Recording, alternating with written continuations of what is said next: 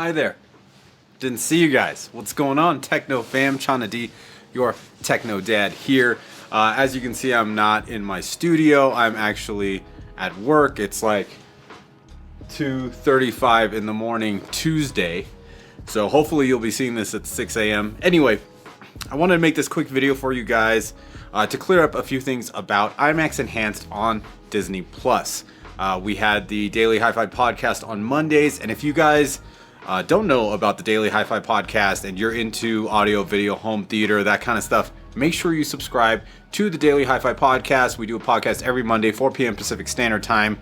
You should definitely check it out. I'll put links down in the description. Anyway, we were talking about IMAX Enhanced, and I thought I was going to be getting IMAX Enhanced audio because to me, you know, I've covered IMAX Enhanced before. I've had many conversations with Phil Jones, who explained IMAX Enhanced to me in the best way possible. I got the first IMAX Enhanced demo at CEDIA in San Diego, 2018, I believe.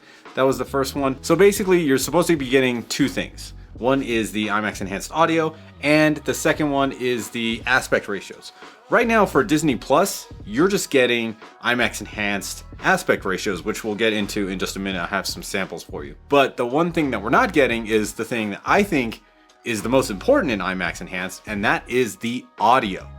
IMAX Enhanced audio. Basically what it is you're getting the full range theatrical mix, the mix that's made for the theaters.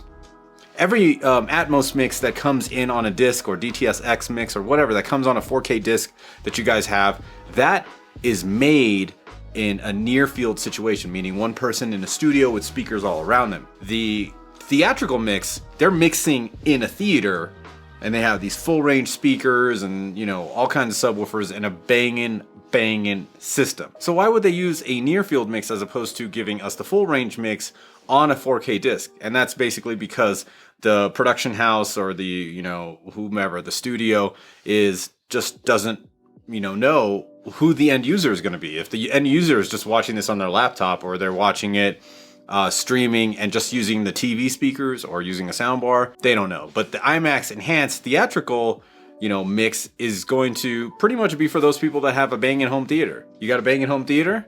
Yeah, you want to get the IMAX Enhanced version of that movie. Now, one of the things that's bad about IMAX Enhanced is they keep, you know, promising all these movies to be released in IMAX Enhanced on 4K disc, but they don't ever show up.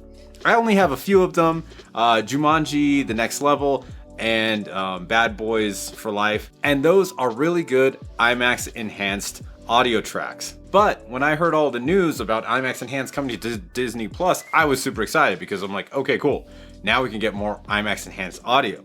However, that's just not the case. What we do get are the aspect ratios. So let's jump over to the TV and see exactly what that means. Okay, so here we are. I'm on the Apple TV and we're going into the Disney Plus app.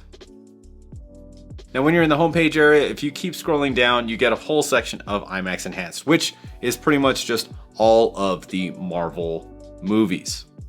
Now, I do have an 83-inch OLED, so the sizing of these things are going to be a little bit different if you have a smaller TV, so just keep that in mind. Let's jump into Captain Marvel, as it's very easy to see like the aspect ratio changing in the first like 7 minutes of the movie. Now, here's the star of the movie. She's waking up and she's gonna go look out the window. Now you can see the aspect ratio is different in this one scene just from two different angles, right? She's looking at the city and we've got pretty much a full screen. I went ahead and measured it, and it looks like we've got 1 3/4 inch of black bars on the top and bottom of the screen. Now when it switches to the other aspect ratio, now the black bars are taking up about 5.5 inches for the top and then again for the bottom. So the IMAX Enhanced ratio of 1.9 to 1 is actually pretty large. It fills up the majority of the screen, and the other aspect ratio is a 2.35 to 1, which is what majority of movies are in. So one of the interesting things we talked about was, you know, what are you going to do if you have a projector and a 2.35 to 1 scope screen in your home theater? And now you've got, you know, I would imagine like picture above and below the screen on your wall, right? So that's kind of interesting. They were kind of discussing, if Illumigen, would be able to fix that, or, how would you deal with that?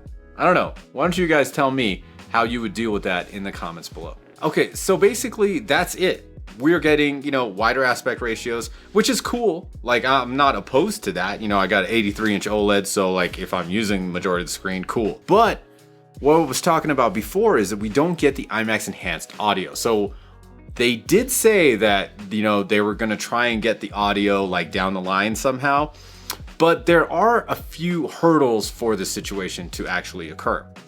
The first thing being, if you do not know how IMAX Enhanced is delivered, it's a layer on top of DTS:X. And so it would need to be delivered on DTS. The only problem is devices like the Apple TV, like the NVIDIA Shield, the Roku Ultra, those do not support DTS. So one of the things that needs to happen before we get IMAX Enhanced audio streamed to our device is that these devices need to support DTS.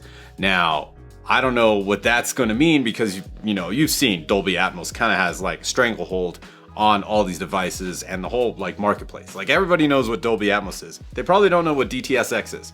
The vast majority of people, obviously, is what I'm talking about. All these devices need to support DTS before we can get IMAX Enhanced audio, because IMAX Enhanced audio is delivered via DTS:X. So that's the first thing.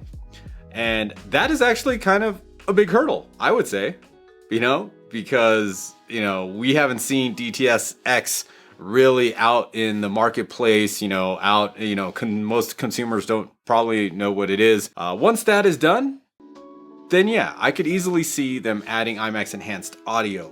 But that, I think, is going to take quite some time. And then who knows, we might all have to upgrade, our streaming boxes or whatever. Now, I know IMAX Enhanced on Sony TVs, there is an app in the Sony TVs that will send IMAX Enhanced audio and, the different aspect ratios, not through Disney Plus, but through Sony's own app in their TV.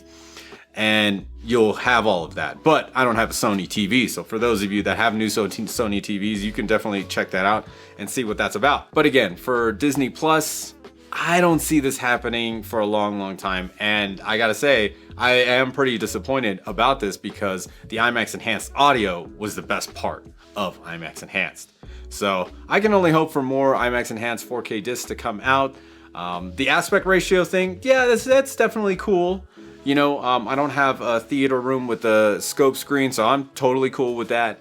But yeah, I would prefer the audio. I mean, it's coming with Dolby Atmos, which it's cool.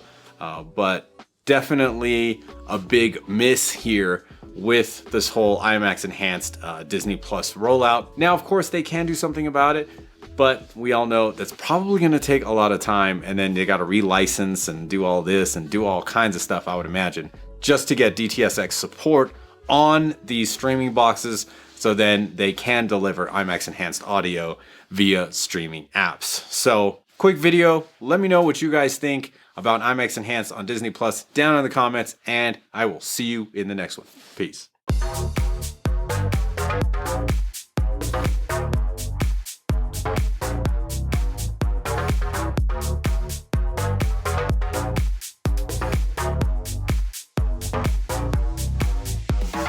Me.